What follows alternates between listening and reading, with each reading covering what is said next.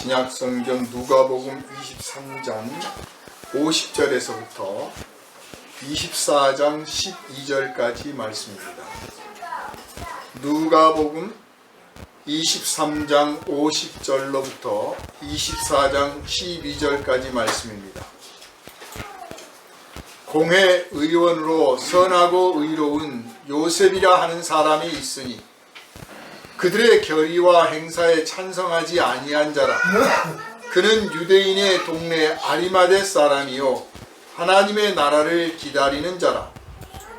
그가 빌라도에게 가서 예수의 시체를 달라 하여 이를 내려 세마포로 싸고 아직 사람을 장사한 일이 없는 바위에 판 무덤에 넣어두니 이날은 준비일이요 안식일이 거의 되었더라. 갈릴리에서 예수와 함께 온 여자들이 뒤를 따라 그 무덤과 그의 시체를 어떻게 두었는지를 보고 돌아가 향품과 향유를 준비하더라. 안식 후 첫날 새벽에 이 여자들이 그 준비한 향품을 가지고 무덤에 가서 돌이 무덤에서 굴려 옮겨진 것을 보고 들어가니 주 예수의 시체가 보이지 아니하더라. 이로 인하여 근심할 때 문득 찬란한 옷을 입은 두 사람이 곁에 섰는지라. 여자들이 두려워 얼굴을 땅에 대니 두 사람이 이르되 어찌하여 살아있는 자를 죽은 자 가운데서 찾느냐. 여기 계시지 않고 살아나셨느니라. 갈릴리에 계실 때 너희에게 어떻게 말씀하셨는지를 기억하라. 이르시기를 인자가 죄인의 손에 넘겨져 십자가에 못 박히고 제3일에 다시 살아나야 하리라 하셨느니라 한데 그들이 예수의 말씀을 기억하고 무덤에서 돌아가 이 모든 것을 11 사도와 다른 모든 이에게 알리니 이 여자들은 막달라 마리아와 요한나와 야고보의 모친 마리아라. 또 그들과 함께한 다른 여자들도 이것을 사도들에게 알리니라. 사도들은 그들의 말이 허탄한 듯이 들려 믿지 아니하나 베드로는 일어나 무덤에 달려가서 구부려 들여다보니 세마포만 보이는지라. 그 된 일을 놀랍게 여기며 집으로 돌아가니라. 아멘. 이 시간은 산 사람을 죽은 자 가운데서 찾지 말라 하는 제목으로 함께 은혜를 나누겠습니다. 기도합니다. 거룩하신 주님, 예수 부활이 오늘 살아가는 우리에게 어떤 의미이며 어떤 능력이며 어떤 실제가 되는지 이 시간 성령께서 감화와 감동을 주시고 성령의 충만함을 부어주셔서 말씀을 선포하는 사람이나 듣는 사람들 모두가 그 은혜에 사로잡히고 녹아지게 하여 주심으로 하나님께 영광을 돌리게 하여 주시옵소서. 이 시대를 살아갈 때 예수의 부활이 우리에게 소망이 되는 것으로 그치지 아니하고 삶에서 어둠을 이기고 세상을 이기는 능력이 됨을 고백하는 이 시간이 될 수 있도록 생명의 말씀으로 우리를 일깨워 주시옵소서.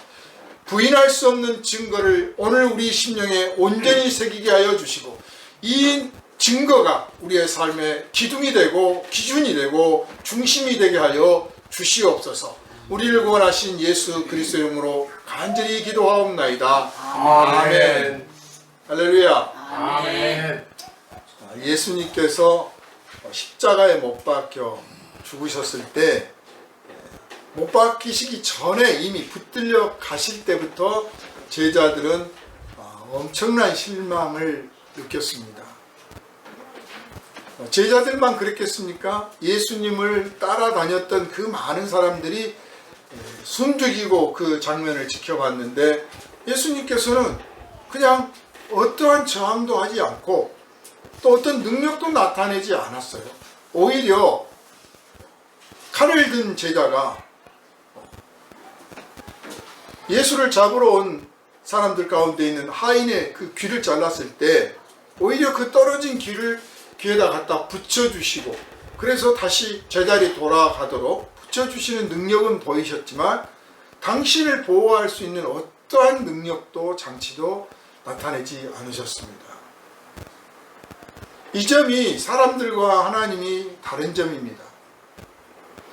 이 점이 바로 우리가 알아야 될 점이고 배워야 될 점입니다.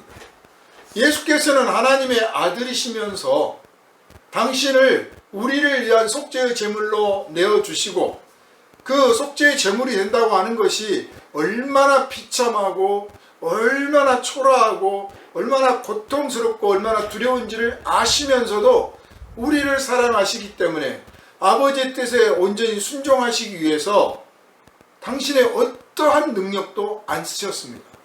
그 순간에는 마치 하나님의 아들이 아니신 것 같았습니다. 하나님은 하나님 되심을 나타내실 수도 있는 분이시고 전적으로 하나님이 아니신 것처럼 당신을 드러내 보이실 수도 있는 분입니다. 이건 오직 하나님만 가능한 겁니다.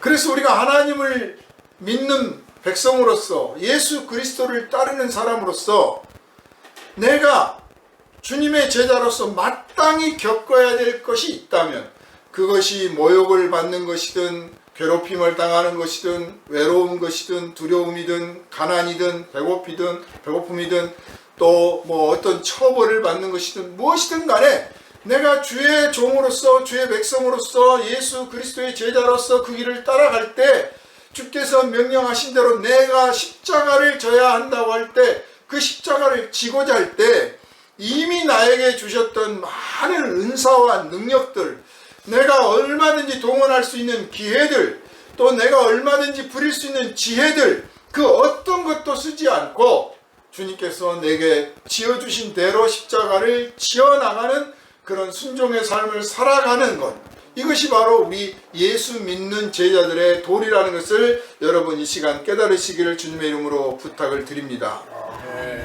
예수님은 어떠한 것도 안 쓰셨습니다. 그래서 붙들려 가서 모욕을 당하고 신문을 당하고 침뱉음을 당하고 그리고 채찍을 맞고 끌려가서 십자가에 못 박혔습니다. 그 장면을 바라볼 때 제자들이나 그 주변에 예수를 따랐던 사람들이 볼 때는 너무나 무기력하고 무능하고 세상에 우리가 알고 있던 우리가 믿고 따랐던 예수가 이거밖에 안 되는가 싶어서 엄청난 실망을 했다는 거예요. 우리는 영웅을 원해요. 지금 이 시간에도 많은 분들이 예수를 믿는다고 하면서 하나님을 믿는다고 하면서 영웅을 원해요. 그리고 또 자기도 세상의 영웅이 되기를 원해요. 하나님을 빙자하여 하나님의 이름으로 또는 하나님의 능력을 힘입어서 하나님의 은혜를 받아서 작든 크든 세상에서 영웅이 되기를 원한단 말이에요. 그리고 나보다 더 위대한 영웅이 있으면 그 영웅을 따라가기를 원하고 바로 우리가 믿는 예수가 그분이라고 생각을 하는 거예요. 많은 분들이 예수님 당시에도 그랬고 그 후에도 그랬고 지금까지 그런 사람들이 허다하고 지금 이 순간에도 그러고 앞으로도 그런 사람들이 있을 것입니다. 그러나 예수님은 영웅이 아닙니다. 영웅은 그런 행동을 하지 않습니다. 영웅은 붙들려 가지도 않고 채찍에 맞지도 않고 모욕을 당하지 않습니다. 서로 잠시 잠깐 뭐 붙들려 가거나 끌려가거나 모욕을 당하거나 그러더라도 쇠사슬을 끊고 하늘의 힘을 받아서 갑자기 일어서서 삼손처럼 또는 모세처럼 뭐 지팡이를 들어서 바다를 가른다든지 그런 능력을 발휘하지 그냥 하염없이 무기력한 사람으로 무능력한 사람으로 아무것도 할 수 없는 사람으로 십자가에 못 박혀 죽음을 맞이하지 않는다 그 말이에요. 순종은 우리가 듣기는 쉬워도 실제로 행동하기는 정말 어려운 것입니다. 십자가는 남에게는 말하기 쉽지만 내가 지기는 정말 어려운 것입니다. 정말 내가 십자가를 지려면 아무것도 할 수 없는 사람, 아무것도 모르는 사람, 아무런 은혜도 받지 못하는 사람, 아니 심지어는 하나님께 버림받은 사람이 되어야 할 줄로 압니다. 그래서 사도 바울이 내가 하나님께도 버림받았다 그런 느낌을 받았다 그런 고백을 해놨어요. 얼마나 비참한 상황, 얼마나 가혹한 환경에 떨어졌으면 내가 하나님께 버림받았다 라고 느꼈을까요? 그런데 그곳이 바로, 그 길이 바로, 그 현장이 바로 십자가를 지는, 십자가에 가까워진 길이라는 것을 사도 바울은 알았기 때문에, 믿었기 때문에 끝까지 거기서 달아나지 않고 피하지도 않고 원망하지도 않고 혹은 하늘의 기도에서 능력을 부여받아서 그걸 뒤엎지도 않고 묵묵히 순종한 줄 믿으시기를 바랍니다. 아멘. 예수님 십자가에 못 박혔는데 자 어떻게 됐습니까? 일반 사람이 죽으면 어떻습니까? 그냥 뭐 대단한 사람이 아니라도 세상에서 뭐 유명한 사람, 뭐 대단한 사람이 아니라도 죽으면 최소한 가족들이 와서 장례를 치러준다. 최소한 몇 사람이라도 있어요. 요즘 우리 사회에서는 그냥 혼자 죽는 고독사한 사람들이 제법 있어서 그런 사람들도 혼자 내버려 두지 않고 모아서 구청에서 직원들이 다 나가서 함께 장례를 치러줍니다. 한 인간이 이 땅에 왔다가 돌아가는 거예요. 한 인간이 죽는 겁니다. 힘 있는 사람, 능력 있는 사람, 돈 많은 사람, 권세를 잡은 사람, 뭐 이런 포악한 사람들이 볼 때는 하찮은 존재일지 몰라도 한 인간이에요. 한 인간. 하나님의 형상을 닮은 존재입니다. 그래서 올 때는 초라하게 왔을지 몰라도 그 탄생하는 자리는 초라하고 혹은 비참할 수 있지요, 환경이. 그렇지만 마지막 가는 길만큼은 장엄하게 우리가 예우를 갖춰서 그를 보내주는 것이 한 인간으로서의 도리이고 또 한 인간으로서의 내가 해야 될 도리다. 이렇게 여러분은 생각하시기를 바랍니다. 그럼에도 불구하고 예수님은 어떻습니까? 갑작스럽게 사고로 죽는 것도 아니고 끌려가서 보통 재판을 받아서 사형을 언도받고 처형을 당하더라도 그냥 하루 사이에 되는 일은 없는 거예요. 일반적으로 아무리 중죄를 지어도 우리나라 요번에 뭐 대통령 내란 사건 보십시오. 온갖 변명할 기회 다 주지 않습니까? 충분히 변명할 기회도 주고 증인도 세워서 확실한 증거도 제시하고 그리고 마지막 변론도 할 수 있게 하고 뭐 이렇게 기회를 주는데 예수님은 그날 재판에서 그날 처형을 한 겁니다. 아무런 준비가 없어요. 예측도 못했어. 아무도 몰라. 그래서 장례 준비가 아예 안 돼 있는 거예요.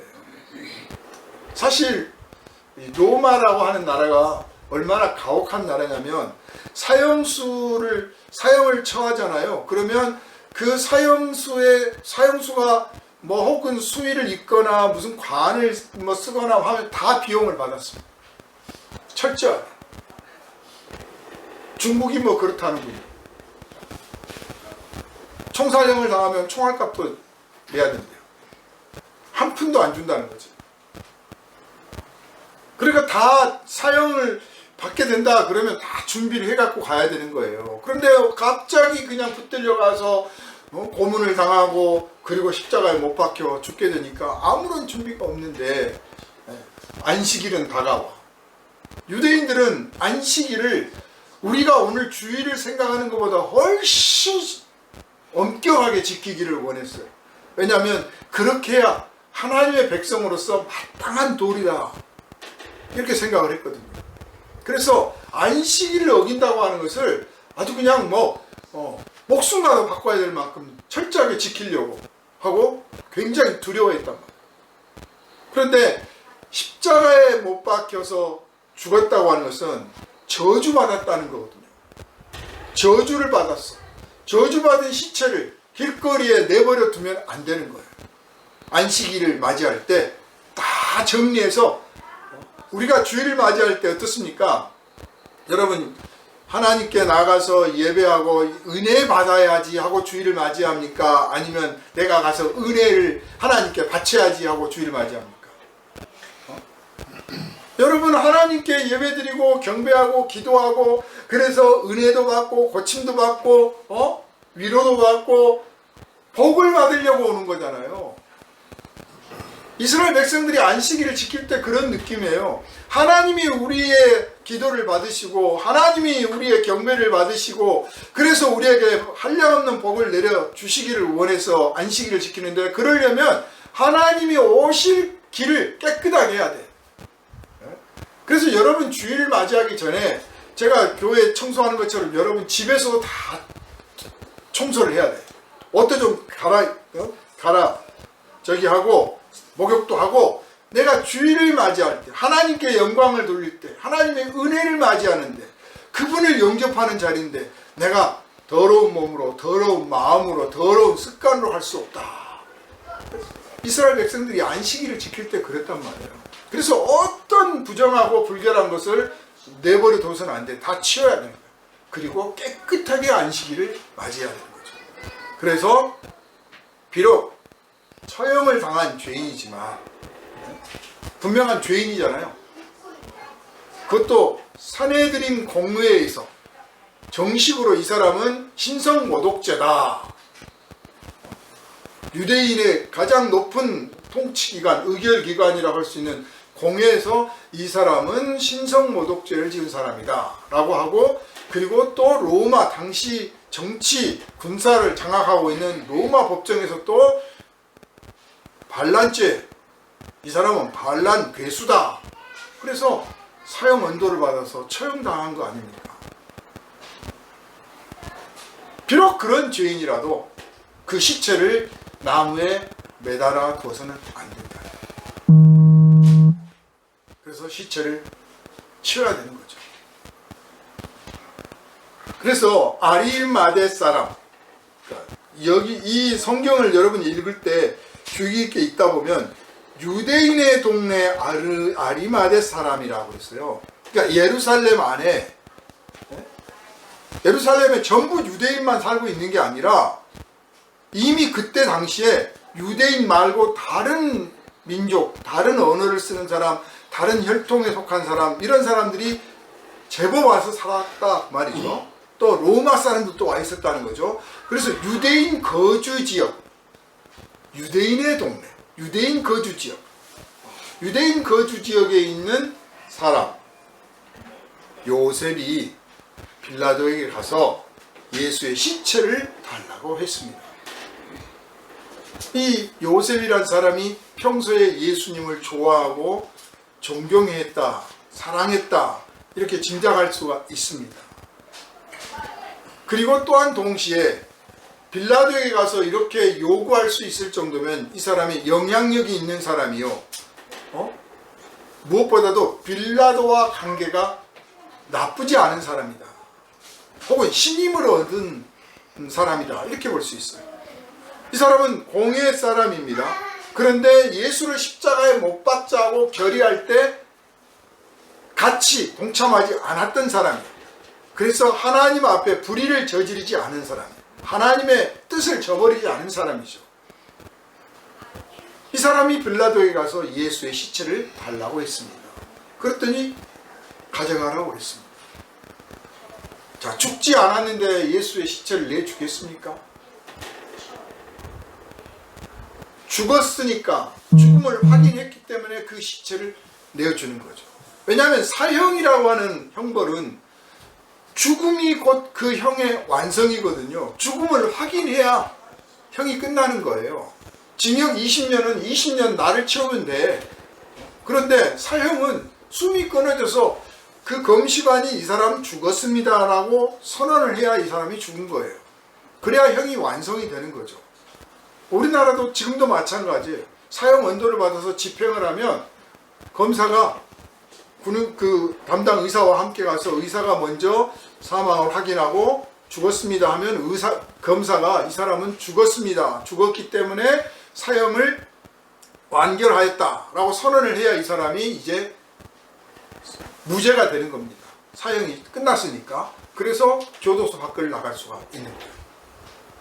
예수의 시체를 달라고 그랬어. 그리고 시체를 내어줬습니다. 근데 시체를 막상 가져왔는데 넣어둘 데가 없어. 안식일은 다가오고 새로 뭐 무덤을 살 수도 없고 팔 수도 없고 그러니까 빈 무덤, 이미 다른 사람이 장례에 들어가려고 만들어 놓은 무덤에 그 시체를 넣었다. 그 빈 무덤이 이제 요셉의 무덤이다, 자기 무덤이다, 이렇게 판단을 합니다. 이 무덤에 넣었을 때 어떻습니까? 예수께서 공생애를 시작하면서부터 예수님이 다니시던 길에 많은 사람들이 따라다녔잖아요. 그럴 때 예수님 그 고향 동네에서부터 따라오신 분들, 고향에서부터 따라온 분들, 예수의 어머니부터 시작해서 몇몇 여인들이, 남자들은 다 무서워서 도망가 버리고 아무도 없어. 그 여인들만 멀찌감치 이제 뒤에서 따라가는 거예요. 뭐 여자들이 따라가는 거는 누가 시비를 안 걸어. 취급도 안 하시던 시절이니까. 그래서 무덤에 어떻게 넣는가 봤더니 시신을 갖다가 세마포로 쌓아서 간단한 장례를 치른 거예요. 그냥 세마포로 쌓아서 이제 무덤에 넣고, 그 유대인 무덤은 동굴을 파가지고 만드는데 그 입구를 돌로 막는단 말이에요. 큰 돌을 굴려서 막아요. 남자 혼자 가는 게 아니라 여럿이 달라붙어서 해야 돼요. 입구를 막고 갔습니다. 그리고 이제 안식일이 였습니다. 안식일이 지나가기만 기다려. 안식일 날은 아무것도 해서는 안 되고, 오히려 눈에 띄면 오히려 해코지를 당하고 모함을 당할 수가 있으니까 아예 안 움직이는 거예요. 그리고 이제 안식일이 지나고 첫날 새벽에 해가 뜨기도 전에 이 여인들이 무덤에 달려갔습니다.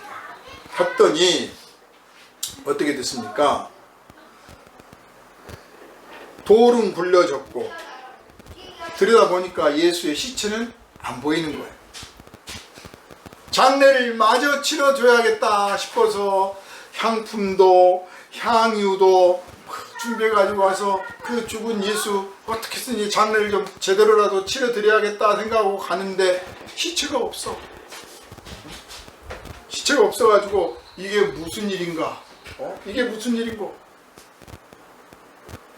그런데 그때 찬란한 옷을 입은 두 사람이 곁에 서서 어찌하여 산 사람을 죽은 자 가운데서 찾느냐 하고 정신을 깨워줍니다. 그런데요, 제가 이 본문을 준비하다가 딱 눈에 들어온 대목이 있었어요.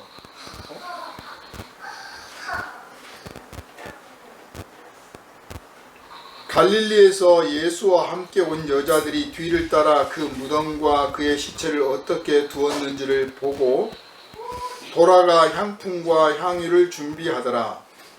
계명을 따라 안식일에 쉬더라. 안식 후 첫날 새벽에 이 여자들이 그 준비한 향품을 가지고 무덤에 가서 돌이 무덤에서 굴려 옮겨진 것을 보고 들어가니 주 예수의 시체가 보이지 아니하더라.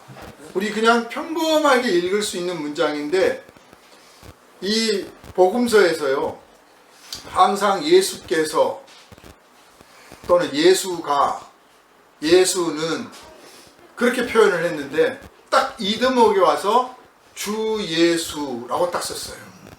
주 예수.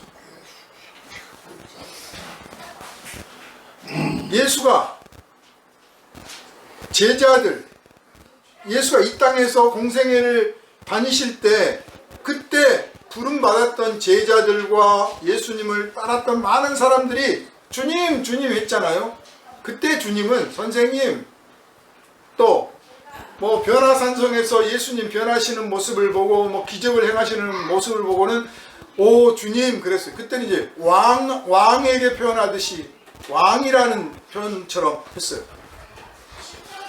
그런데 이 본문에서는 예수가 십자가에 못 박혀 죽었는데 그 죽음을 이 글을 기록하신 이분은 그분의 그 십자가의 죽음이 그냥 평범한 한 인간의 죽음이 아니라 우리를 위한 속죄의 제물이 되셨던 죽음이라는 것을 알고 성령을 받아서 알았기 때문에 이제 그분 예수라는 이름을 그냥 쓸 수가 없는 거예요. 그냥 정말 크고 두렵고 놀라우신 분, 정말 위대하신 분, 정말 높임을 받으시는 분, 만왕의 왕이 되어야 마땅하신 분이라는 그 깊은 감동이 있어서 주 예수라고 딱 쓴 거예요. 주 예수의 시체가 보이지 아니하더라. 당연히 안 보이죠. 사실요, 이 초대교회 이후로부터 지금까지, 앞으로도 아마 그럴 것 같아요. 매년 부활절이 되면 교회는 예수의 부활을 믿어라 믿어라 그럽니다. 그만큼 예수의 부활을 세상은 못 믿겠다 못 믿겠다 그러는 거예요. 못 믿겠다. 또 심지어는 교회라고 하는 울타리 안에 있는 사람들 가운데서도 요즘 뭐 그럴듯한 말로 말하면 자유주의 신학, 무슨 신신학, 이렇게 현대신학, 이런 새로운 신학을 한 사람들은 예수님이 실제로 부활한 건 아니야. 그러면 예수님이 실제로 부활을 안 했는데 우리가 지금 예수님이 부활했다고 믿고 있다는 거잖아요. 그러면 이 복음서를 쓴 사람들이나 교회, 초대교회 사도들이나 또 초대교회 그 가르쳤던 많은 분들이 순 거짓말을 했는데, 쥐어 짜낸 이야기를 막 퍼뜨렸는데, 우리 이 2000년이나 지난 이 시대에 우리가 멍청하게 그 거짓말을 믿고 있다 그 말이잖아요. 그만큼 예수의 부활은 믿기가 어려운 거거든요. 그런데 말이에요. 잠깐만요.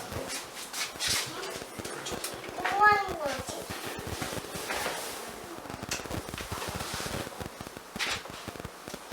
기도하는 거. 뭐 하는 예배 보는 거예요? 예배. 초대교회가 어떤 분위기였는지 한번 생각해 보시기 바랍니다. 사도행전 분위기, 사도행전에 나온 거라든지 바울 서신에서 표현하고 있는 부분들을 보면 초대교회는 매일 기쁨 잔치 같은 분위기였어요. 비록 소찬이지만, 정말 소찬을 갖고 있지만 식사를 하면서도 막 즐겁고 웃음꽃이 피고, 그 지난날에는 원수였고 지난날에는 나하고 사이가 안 좋았던 사람이라도 그 자리에서 만나기만 하면 그냥 막 고맙고 행복하고 감사하고 친구가 되고 사랑하는 사람이 되는 거예요. 그래서 원수를 가장 확실하게 갚는 방법, 그 사람 데려다가 친구 삼는 거예요. 막 데려와서 같이 웃음꽃이 피었어요. 그 기초에 뭐가 있었느냐? 예수의 부활이 있었던 거예요. 예수께서 부활을 하셨기 때문에 끌려가서 십자가에 못 박혀 죽으실 때까지만 해도, 아니 죽어서 장례 치르고 그걸로 끝나버렸다면 서로 제자들이 갈릴리로 안 돌아가고 흩어지지 않고 그냥 예루살렘에 남아 있을지라도, 아니 그냥 갈릴리로 다 도망가서 그냥 거기 숨어 지냈을지라도, 그래서 우리가 예수의 사상과 뜻을 끝까지 지키고 예수께서 이루시고자 했던 그 하나님의 나라를 우리가 만들어 보자고 했을지라도 항상 밑바닥에는 두려움과 비장함이 있어. 밑바닥에는 슬픔이 있게 돼 있어. 죽음으로 끝났다면, 그래 나도 예수 따라 죽자. 베드로가 그러잖아요. 우리가 주님과 함께 죽자 그러잖아요. 우리가 예수와 함께 죽자는 종교가 아니에요. 우리는 예수와 함께 다시 살아나는 종교예요. 그래서 다 죽을 줄 알고 죽는 줄 알았는데 예수님이 부활하셔서 다시 살아나셔서 제자들 앞에 당신의 모습을 나타내 보이시고 나를 만져봐라 하시고 같이 식사도 하시고 그 이후로 40일 동안 많은 사람들 앞에 나타나셨기 때문에 무서울 것도 없고 겁날 것도 없고 피할 것도 없는 거야. 그래 예수님 살아오셨어. 그래서 몇 사람이 모이든 행복하고 기쁘고 감사한 잔치 같은 자리가 초대교회의 분위기였다. 이거 의심하지 마시기 바랍니다. 아멘. 그래서 오늘날 교회도 항상 그래야 돼요. 주일날 예배가 행복하고 기쁘고 감사하고 죄인도 원수도 다 친구로 변하는 자리고, 예수님이 부활하셨는데, 세상을 이기시고 부활하시고 죽음을 이기시고 부활하셨는데, 그분이 내 주님이시고 그분이 나를 인도하시는데, 내가 세상에서 질 것이 뭐냐? 무엇이 나를 이기겠느냐? 그래, 암 걸렸다고 암이 네가 나를 이기겠느냐? 유혹을 한다고 내가 그 유혹에 넘어갈 것 같으냐? 불의하고 악한 사람들이 나를 짓누른다고 내가 거기 항복할 것 같으냐? 예수가 죽었다 살아나셨다. 나도 그러리라. 그러니 나는 정도를 걷고 정직하게 거룩하게만 살아가리라. 자신감을 회복하고 능력을 회복하고 기쁨과 감사가 넘치는 축제의 자리였다. 이거 의심하지 마시기 바랍니다. 아멘. 그리고 그것이 있었기 때문에 초대교회 성도들이 하루에 3,000명도 올 수 있었던 거예요. 그냥 다 숨어가지고 우리끼리만 믿자고, 절대 들키면 안 됩니다. 붙잡혀 가서 죽는 거예요. 죽으면 할 수 있나요 뭐. 이런 식이었으면 감히 몇 대나 갔겠습니까? 몇 년도 안 가서 끝났을 거예요. 그래서 예수 십자가에 못 박기로 결정할 때 그러잖아요. 이 예수만 죽이면 다 흩어질 거 아니냐? 다 흩어질 거 아니냐? 그게 세상의 이치예요. 뭐 더군다나 일반 종교 같으면 막 헌금 모아가지고 재산을 남기지. 재산이 권력이고 뭐가 있는 거란 말이에요. 세상의 종교가 다 그래. 그런데 예수님은 재산도 안 모았어. 그러니까 예수님 딱 죽으면 그걸로 끝나는 거예요. 그냥 매년 뭐 모여가지고 장례식 그 추도 예배는 할지 모르겠습니다. 한국식으로 그냥 끝나는 거예요. 그런데 그럴 수밖에 없었던 상황에서 예수께서 부활하셔서 나타나셨기 때문에 완전히 반전이 일어나고 기쁨의 종교가 되고 진짜 믿음의 종교가 되고, 그리고 살아있는 신앙체계가 형성됐다고 하는 것을 우리가 확실히 믿으시기를 바랍니다.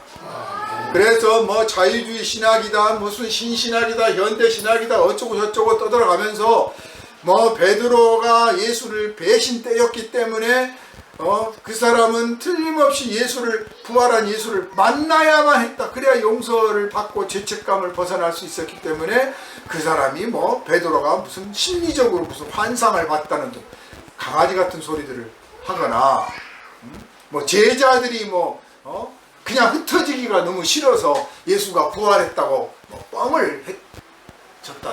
말도 안 되는 소리들을 하고 있어요. 그건 소설이에요. 소설은 돼요. 소설은. 여러분, 종교라는 것은요 그렇게 되는 게 아니에요.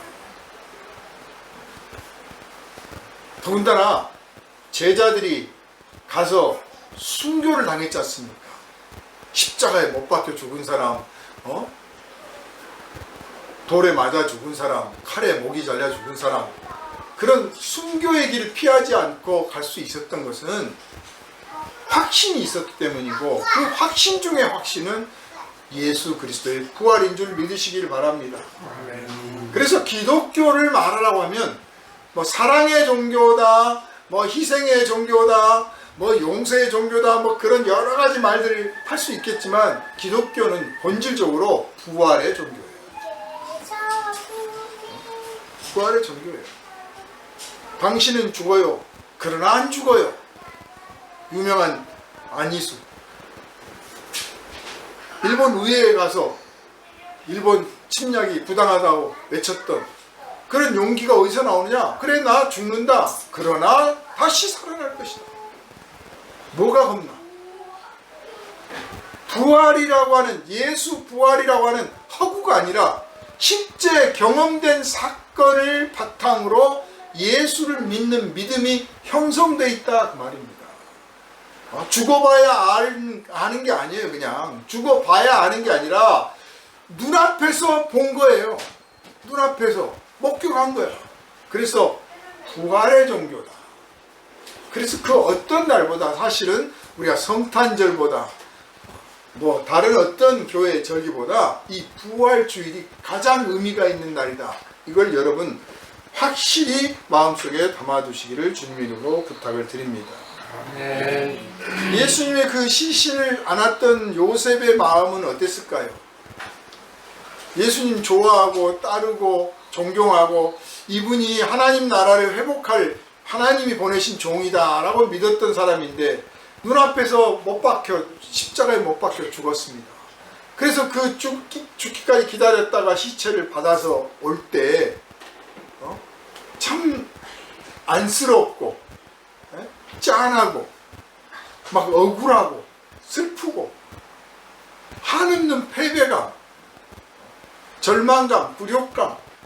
예수의 제자들은 굴욕감까지 느꼈을 거예요. 이분을 우리는 하나님이 보내신 종으로 알았다.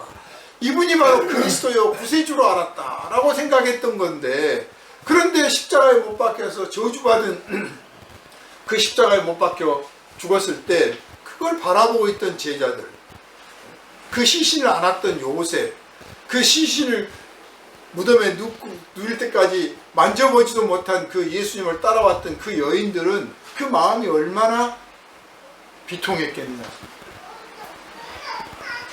그런데 이게 하나만 알고 둘을 몰라서 그런 거예요. 이러한 일이 있을 거라고 예수께서 이미 말씀하셨습니다. 하나님께서 하신 일을 제자들은 상상도 못해. 아무도 몰라. 죽은 자 가운데서 다시 살아나리라고 하는 것은 하나님과 하나님의 아들 예수만 아는 사건이에요. 아무도 몰라. 예상도 못했습니다. 우리가 희망을, 우리가 갖고 있는 희망이라는 희망은요, 뭔가 가능성을 발견했을 때 희망을 가져요. 그런데 예수를 믿는 사람이 품게 될 희망, 여러분이 앞으로 품어야 될 희망은 어떤 가능성이 없어도, 나는 몰라도, 내 눈에는 안 보여도, 내가 판단하기에는 아무런 가능성이 없어도 하나님은 나를 위해서 좋은 계획을 갖고 계십니다. 하나님은 당신의 거룩하신 뜻을 이루기 위하여 나의 일생에 내가 모르는 시점에 내가 알지 못하는 일들을 준비하고 계신다. 이런 확신을 여러분 품으시기를 바라고, 이런 확신이 있으면 여러분에게 사람들은 이해할 수 없는, 사람들은 발견할 수 없는 소망이 여러분 안에 꽉 차 있게 될 것을 확실히 믿으시기를 주님의 이름으로 부탁을 드립니다. 아멘. 예수님이 이렇게 속절없이 죽는 이 장면을 성경은 그냥 담담하게 기록해 놨어요. 사실 물 위에 걸어오셨던 장면이라든지 뭐 죽은 사람 살려낸 장면이라든지 막 이럴 때는 뭐 굉장히 딱 읽는 순간에 어머니나 할 만큼 막 역동적인 표현들이 있거든요. 그런데 이 십자가 사건을 기록한 성경들을 보면 그냥 죽었다, 아주 간략하게 써놨어요. 왜? 거기가 끝이 아니거든. 그 다음이거든. 이를테면 제가 감기 걸렸습니다. 이 목사가 감기 걸렸더라, 맨날 기침을 하고 콜록콜록 하면서 참 불쌍하기 짝이 없었다. 아, 감기 걸려서 죽을 것 같으면 그렇게 써야 돼. 그런데 뭐 며칠 감기 걸렸더라, 나았어, 나았더니 나도 뭐 며칠 감기 걸려도 고생 좀 했죠. 아무렇지도 않게 말해. 대하는 사람도 아이 고가 감기 갖고 뭘 그러세요 그래.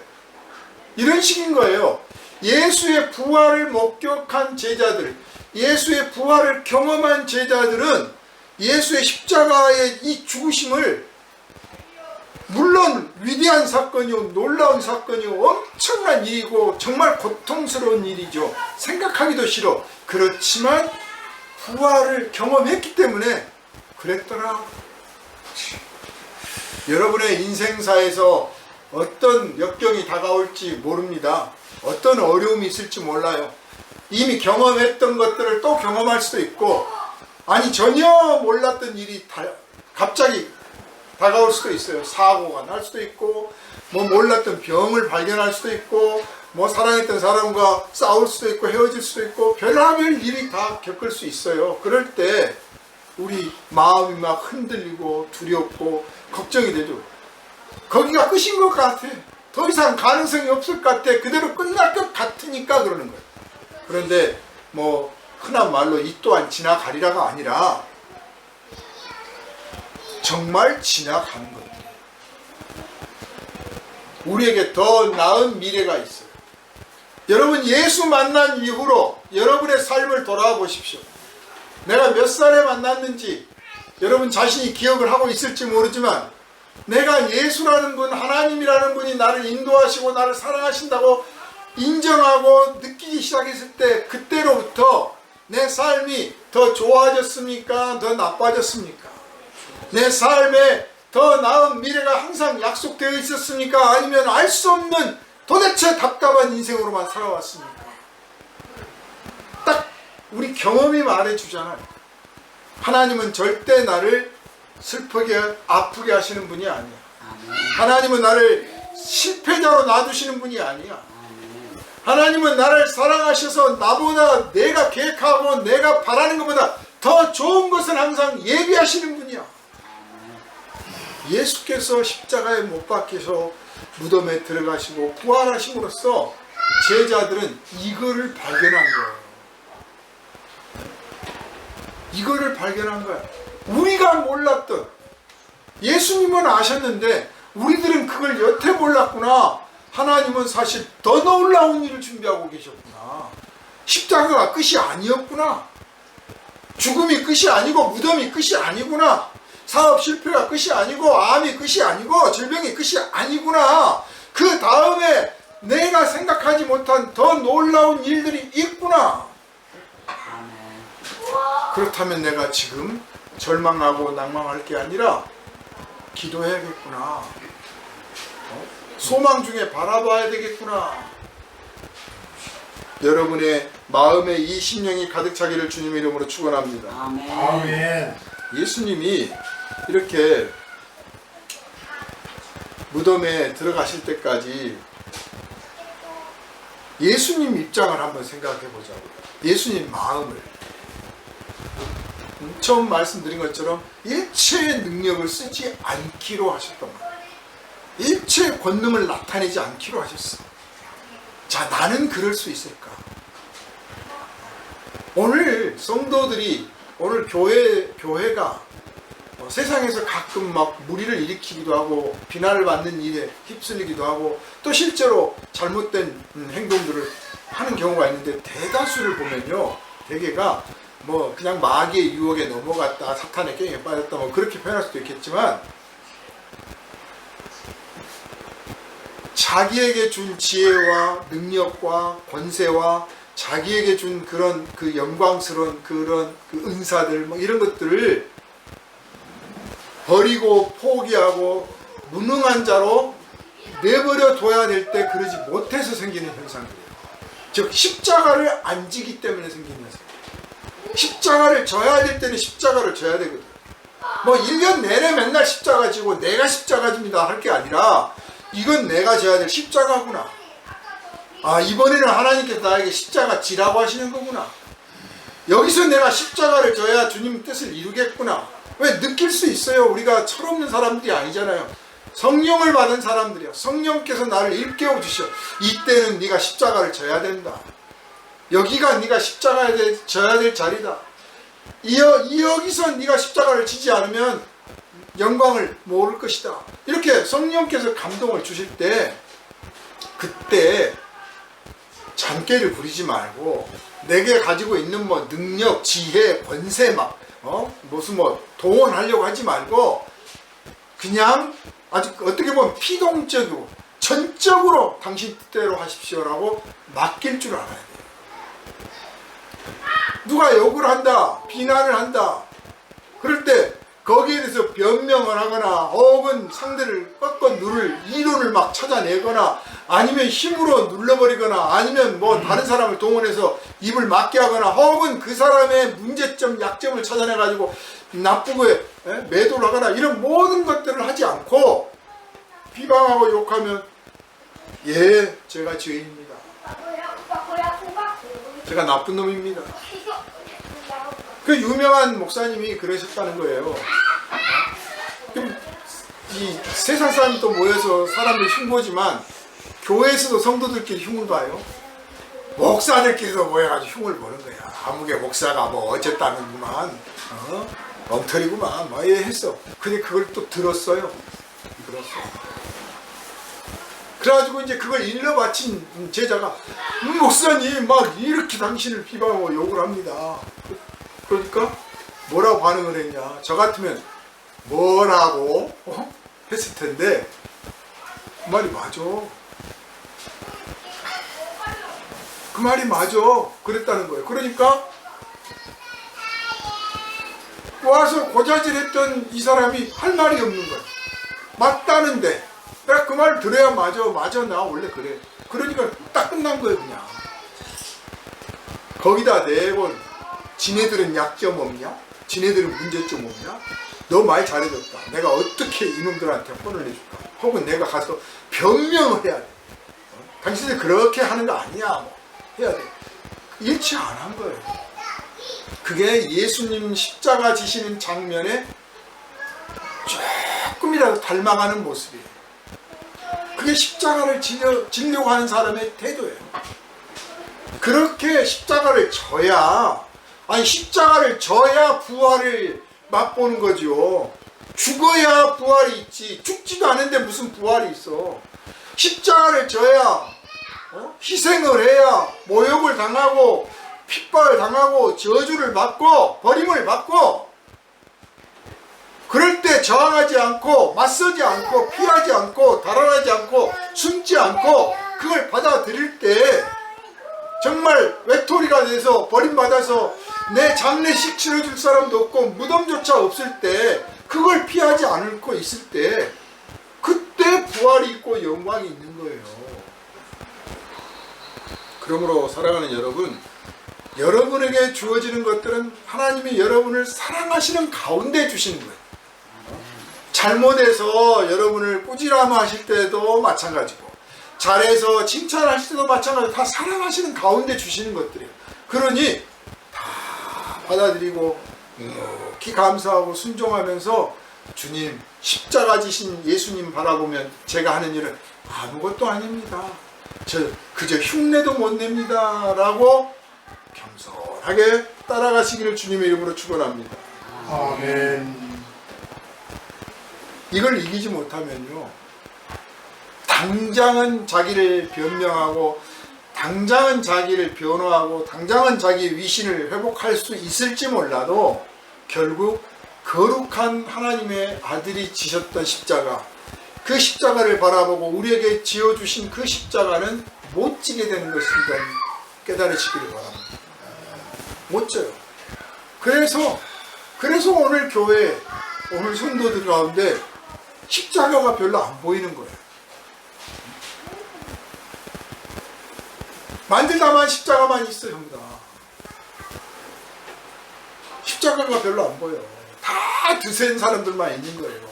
세상 모습과 별로 다를 바가 없는 거지.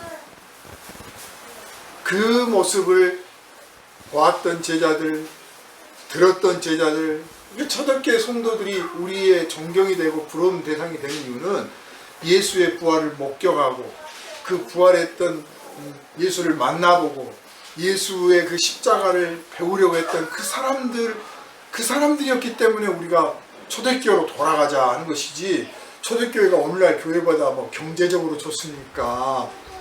시설이 좋습니까? 그때는 성경책도 없었습니다. 예배당도 없었습니다. 뭐 목사가 따로 어디 있습니까? 숨어서 예배할 때입니다. 그런데 왜 초대교회로 돌아가자고 그럽니까?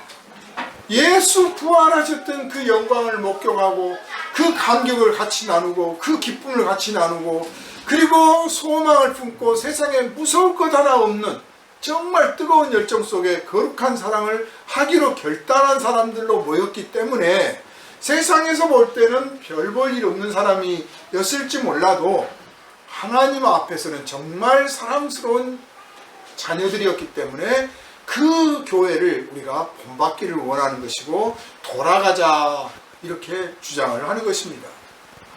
그래서 모든 교회가 부흥회를 할 때는 초대교회로 돌아가자. 어떤 교회는 아예 교회 이름을 초대교회라고 붙인 교회도 있어. 초대교회로 돌아가자. 초대교회. 거기에도 물론 죄가 있고 실수도 있고 허물도 있고 문제점도 많았어요. 그렇지만 그 기반이 예수 부활이라고 하는 그 기반이 뜨끈뜨끈할 때 식지 않았던 예수 십자가에서 흘렸던 보혈의 피가 식지 않았고 예수 부활하셔서 만져주셨던 그 손길의 그 뜨거움이 식지 않았고 성령이 임하셔서 심령에 부어주셨던 그 불길이 뜨겁게 식지 않았기 때문에 그 교회로 돌아가자 하는 거예요. 오늘 부활주의를 맞아서 여러분 그냥 교회의 기념 행사, 예수님 부활하셨대 하는 행사가 아니라 예수가 죽은 자 가운데서 다시 살아나신 것은, 예수를 죽은 자 가운데서 다시 살리신 것은 그 예수 안에 있는 우리도 그렇게 살리시겠다는 것이고, 죽음보다 세상에 강한 것이 없으니 내가 세상에서 무엇이든지 이길 수 있고 지금 이기고 있노라 하고 주님이 선언하신다, 선언하고 계신다, 선언하셨다. 확신 가지시기를 주님의 이름으로 축원합니다. 기도합니다. 아멘. 거룩하신 주님, 예수가 죽은 자 가운데서 다시 살아나셨음에도 불구하고 죽은 것으로 끝나버린 것처럼 믿고 있는 사람들이 많습니다. 우상을 믿고 귀신을 믿는 사람들처럼 하나님을 믿는 사람들이 아직도 많이 있습니다. 예수는 죽은 자 가운데서 다시 살아나신 죽음을 이기신 분입니다. 죽음은 죄 때문에 왔습니다. 그러므로 예수를 믿는 자는 죄를 이기게 된 사람들입니다. 이미 이긴 사람들입니다. 이 믿음 우리가 이 시간 뜨겁게 확인하게 하여 주시니 감사드립니다. 죽음을 이기신 예수님을 찬양하고 예수님을 따르고 믿는 우리가 세상에서 무슨 일을 만나든지 어떤 환경에 처하든지 반드시 이기게 될 것임을 확실히 믿고, 서로 세상 사람 보기에는 실패로 끝날지라도 하나님이 다시 나를 성공자로 승리자로 일으켜 세워주실 그 약속이 있음을 믿고 날마다 감사와 찬송의 삶을 살게 하여 주시되 기쁨으로 가득 찬 삶을 살게 하여 주시고, 우리 마음에 항상 천국 잔치가 일어나 죄인도 원수도 친구로 삼고 죽음도 사망도 다 무너뜨려 하나님께만 영광을 돌리는 거룩한 길로만 가게 하여 주시옵소서. 우리를 원하신 예수님 이름으로 간절히 기도하옵나이다. 아멘.